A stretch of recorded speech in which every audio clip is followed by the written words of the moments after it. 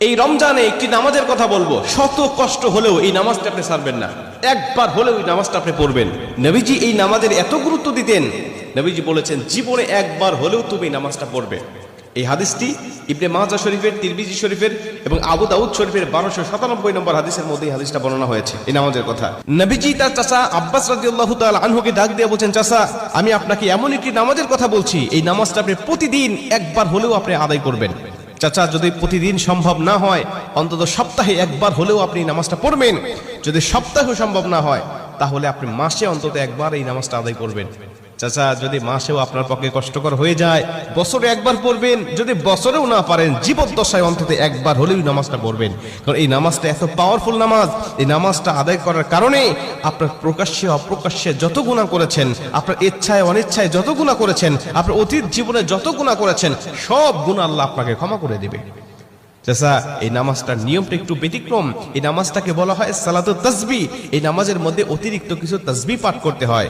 সুবহানাল্লাহ, আলহামদুলিল্লাহ, লা ইলাহা ইল্লাল্লাহ, আল্লাহু আকবার, এই চারটা তাসবিহ একত্রিত করে সুবহানাল্লাহি ওয়াল হামদুলিল্লাহি ওয়া লা ইলাহা ইল্লাল্লাহ আল্লাহু আকবার, এই তাসবিহগুলো, এই বাক্যগুলো এখানে পাঠ করতে হয়। 4 রাকাত বিশিষ্ট এই নামাজ সালাতুত তাসবিহ 4 রাকাত পড়তে হয় এক নিয়তে। 4 রাকাত নামাজে প্রতি রাকাতে 75 বার করে করে মোট 300 বার এই তাসবিহটা পাঠ করতে হয়। সুবহানাল্লাহি ওয়াল হামদুলিল্লাহি ওয়া লা ইলাহা ইল্লাল্লাহু আল্লাহু আকবার, এই তাসবিহটা, এই দোয়াটা 75 বার করে করে প্রতি 4 রাকাতে মোট 300 বার করে আপনি পাঠ করবেন। কি নিয়মে পাঠ করবেন আমি আপনাকে নিয়মটা শেখাচ্ছি। আবু দাউদ শরীফের 1297 নম্বর হাদিসের মধ্যে যে নিয়মটা এসেছে, আমি এই নিয়মটা আপনাকে শেখাচ্ছি।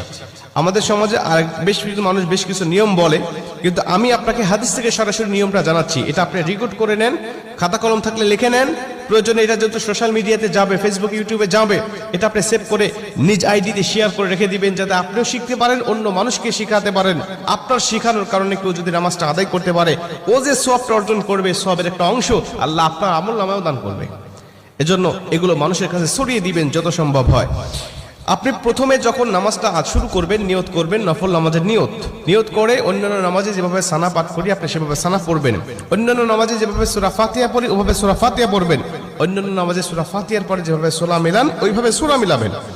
সূরা মিলানোর পরে রুকুতে যাবার আগে দাঁড়ানো অবস্থায় আপনি 15 বার এই তাসবিহটা পাঠ করবেন। সুবহানাল্লাহি ওয়াল হামদুলিল্লাহি ওয়া লা